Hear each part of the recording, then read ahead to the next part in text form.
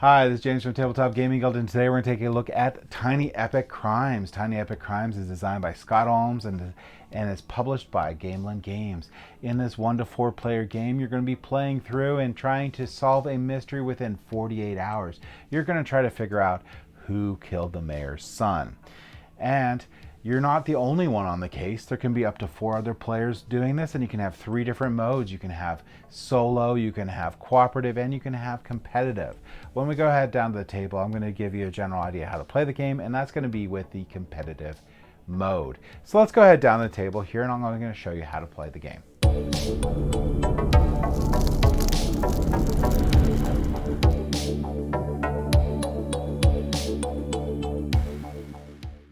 Alright, so this is Tiny Epic Crimes. In Tiny Epic Crimes, you're going to be gathering evidence throughout this board over 48 hours to determine who murdered the mayor's son. By the end of 48 hours, you're going to have to make your guess. If you're right, you can win the game. And there's a couple tiebreakers if multiple people are able to guess who the murderer is. Well, let's get into how you play this game. Instead of taking turns in this game, you're going to basically use this time mat up in the upper left-hand corner here, and it's going to have 48 hours here, and then there's going to be a couple different spots on this time mat. They're going to have like events that are going to trigger, and these are the events that you're going to put out here that you're going to have to deal with throughout the game. So this is going to be in the 25th hour, but you also notice that there's going to be a standard and cooperative side of this player mat here. You're going to determine which mode you're going to play. There's actually 3 modes you could play. You could be standard, cooperative, or solo in here. We're going to be showing the standard mode. And this is going to be the daylight hours, and these are the night hours. And this is where you're going to be ending the game. So if you hit anywhere up in here, you're done. So that's the time mat. You also have events that are going to pop out for this time mat. When you set up the game, you're going to have one event pop out. And this is going to be jailbreak. Place 1 random mobster from the bag into each empty block orthogonally adjacent to the HQ. All 4 blocks should have a mobster in it. And then it's going to have this effect that's going to be, while it's in play here, officers cannot bring in for holding at HQ. Can still place mobsters on their mats though. So you can still pull them off the board, place them on the mat. You just can't bring them into HQ. Lock them up. Clear 4 blocks adjacent to HQ of mobsters to resolve. So that's all you have to do to resolve this event. And then you're going to get a reward down on the bottom for doing so. You're going to try to make sure you don't have more than 3 events out. If you end up having to put another event out when you have 3 unresolved events, you're going to start losing suspects. And these suspects here, when we started the game, we randomly placed one into the murderer envelope here. This is going to be the murderer. These people are all innocent. So if we start losing these, we actually start losing alibis. So people that definitely are not the murderer. So in essence, what you're going to do is you're going to look to see who is farthest back on this track, and whoever's farthest back and on top will go first.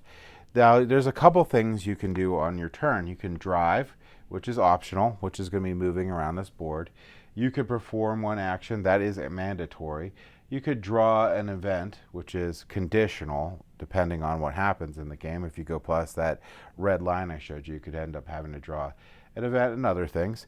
And then you do the mobster roll. That is mandatory. So the optional drive, every time you go a space, so I'm this player right here, every time I go a space, that's going to cost 1 time. So if I drive out over here, I can look on here. I have my badge level. This is going to be have things that unlock in the game here, and I'll show you that in a minute. But here's the actions that I can take. Here's daytime actions and nighttime actions, and some actions that I can do at any time. So you're going to move. That's going to cost you time. You're going to do an action. Those are also going to cost you time too, normally 2 time. And let's go over some of these actions. And what I'm looking for on this is if I rest a mobster of each of the 3 colors here, so the blue, red, and gray here, I'm going to be able to advance 1 level on my mat here. So I'm going to go up a badge level. So there's a lot of cool things that happen on this player mat here. Here I'm going to gain another suspect, so I'm going to get an alibi. Here I'll gain another suspect, get an alibi. But here I get to peek at some evidence on another player's mat. So if they have a suspect or whatnot, I can actually peek on it, and that happens actually 3 times. So it's very good advancing levels. Plus, the first tiebreaker is going to be your badge level if you also guess the correct murderer with another player at the end of the game. So that's also really important. So that in general is going to be your arrest. You also have coffee break. These you could do at either time of day or night. This one you're going to spend 1 time to take no action on your turn, effectively doing nothing. Although rare, this action can be useful in certain circumstances. So that's basically all it is just, hey, I am not going to do anything.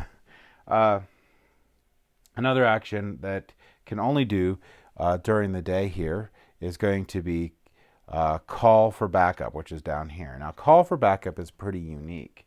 So when you call for backup in the block that you are and adjacent blocks that have mobsters in it, you can risk time to apprehend them all and declare to other players how much time you're going to spend to do that. So you're going to be able to roll one of these dice here, and they have these cool bullet dice that come in this game here. And it's going to be 1 through 6 here. So I could spend up to 6 times and guarantee that I get it, or less and take a risk. So if it was this orange player and they want to arrest all 3 of those, they could say, I'm going to risk 5 times. So they're not really much risk. So the only thing you're going to lose on is a 6. So I roll this. I rolled under my 5 time, so I get to arrest all 3 mobsters authentically adjacent to that car. So that's basically it. Another action you're going to do is you're going to do catch informant. So catch informant, if you're on the same block as a mobster and there is an informant token in the row that you're on, so these are the informant tokens. So if I didn't do that and I did catch an informant instead, there's an informant token over there.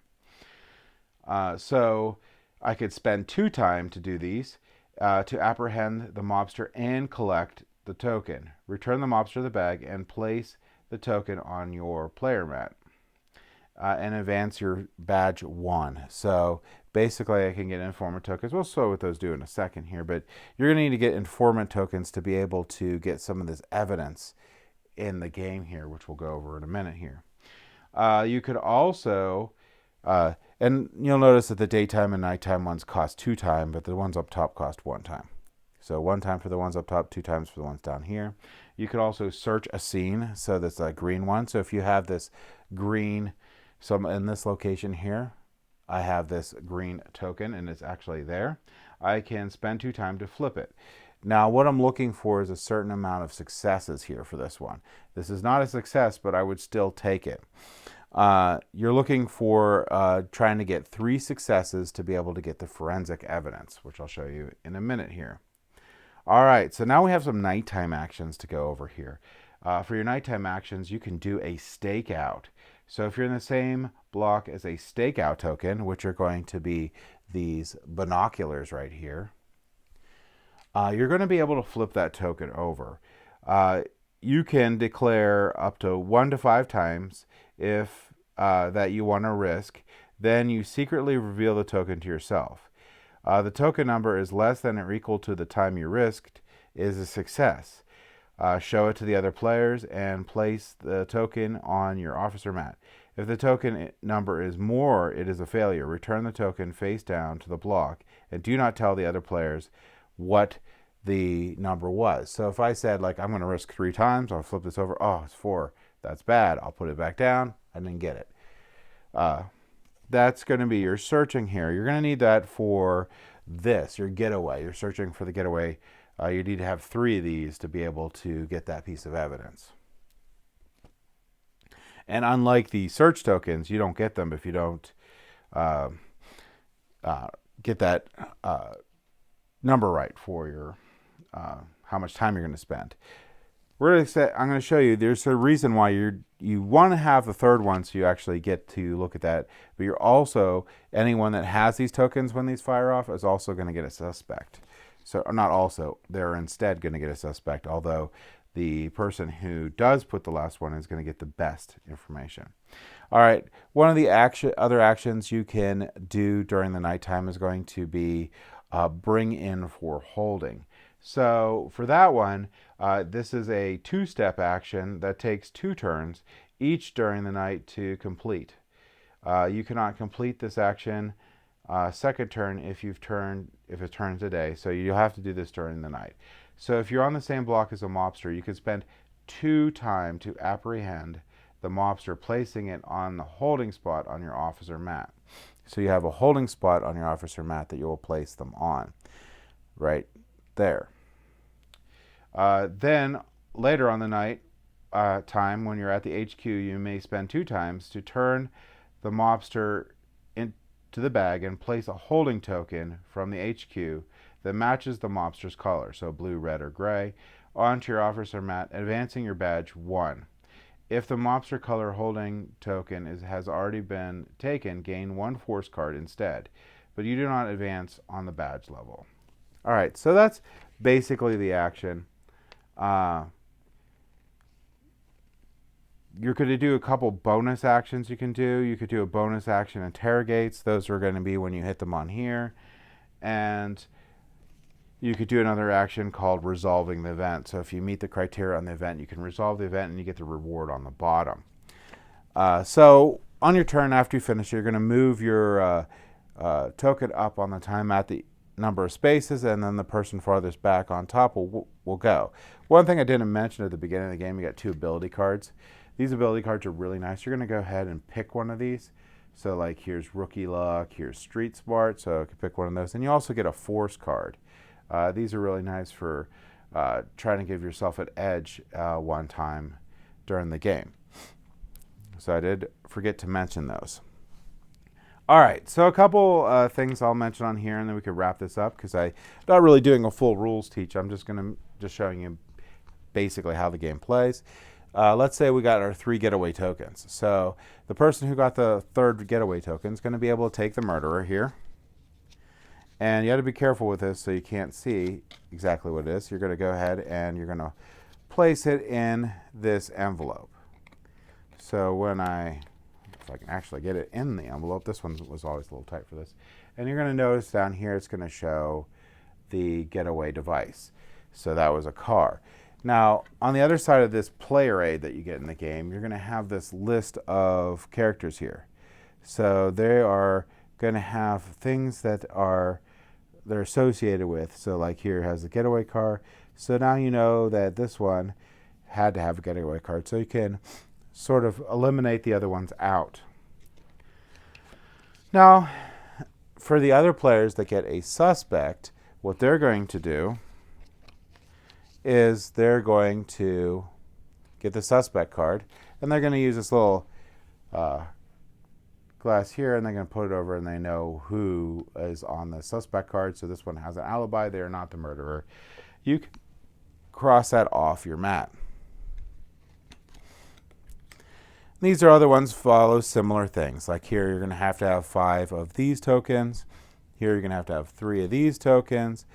And not you yourself on the board captured. There you'll need 5 of those tokens. So simply, and these ones get you 3 holding cells, or all 3 holdings are gone. You're going to be able to determine the weapon. And that's basically how those guys work. So you're going to continue on taking turns following that time mat until everyone gets into that red section, and then the game will end. At that point, you're going to have to declare who you think the murderer is. You'll reveal the murderer. The person who gets the murderer correct will win the game. There's a couple tiebreakers for that, and the tiebreakers on that are going to be first, the highest badge level, so how you made it on there. Next, the player with the most time remaining will win. Next, the player with the most evidence tokens will win. And if there's still a tie, there's a shared victory. Now, there is a cooperative version of this game here, and the cooperative version is very similar to this. And there's also a solo version. There's not a whole lot. Let me see if I can find it here. There's not a whole lot additional that you're going to have to read for the cooperative version. I think there's a 2-player variant too, which is just limiting some stuff there. So just a small paragraph. And the cooperative version is just this little page and a half here. And then the solo mode is even easier to learn. So if you learn the competitive mode, it's super easy to pick up the other modes for this game. All right, so that in a quick nutshell is basically how you're going to be playing Tiny Epic Crimes. Oh, you know what? I did forget one thing. So we went over the actions. We went over what you could do. At the end of every turn, you have to roll to put out a mobster. At the end of your roll, you'll roll these dice here. Now, you'll follow these coordinates, so that was a 1 and a 5, so a mobster will be pulled out of the bag and put here. If I ever roll a 6, that's off the mat. I don't need to place a mobster. If I roll a 3 and a 3, that's going to be HQ, and I don't need to place a mobster. So really important here in your flow that you're going to follow in the game. At the end of your turn, you do have to place out a mobster. I completely forgot about that.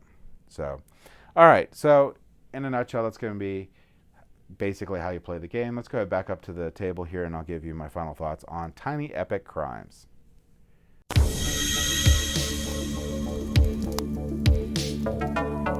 All right, so that was Tiny Epic Crimes. Tiny Epic Crimes. Component quality is really, really good. Like the card quality, like the wooden pieces in there, really like the screen printed meeples. Overall, component quality is great. It's basically what you're going to expect from any of the Tiny Epic line games, so that's all good. Gameplay for this game is a lot of fun. I really like the whodunit sort of type of games. A lot of them are fall flat. This one did not. I really liked how competitive the competitive mode can be. There's a lot of strategy in this game and trying to figure out who the actual criminal is. And when you have players on there that are also have played the game before in the same mindset, it can become incredibly competitive, really fun, high player interaction game. And I really like that. I was really surprised to see that happen. So this game is one of those games that seems to get better as you keep playing it with the same group, or get new people playing and have them play that second game or third game. Really a lot of fun because of how competitive this can become. Now, also note that there is the cooperative version and the solo version, and there's a little bit of a variant for the 2-player. I did not play the solo version of this game. The competitive and cooperative were both a lot of fun. I prefer the competitive one for the game itself, and the 2-players one's fine too. So overall, really good. The only caveat I would have for this game, if you end up playing this game a lot, it becomes pretty easy to accomplish what you need to have. Not as a completely easy, but you get into a groove where you could do it. So then I highly recommend getting the Kingpin expansion to sort of make it a little bit more difficult for your group. But overall, really great game. A lot of replayability in this game. Highly recommend Tiny Epic Crimes. This game is going into my collection. Really like it. So that's my thoughts on Tiny Epic Crimes. Thank you for watching.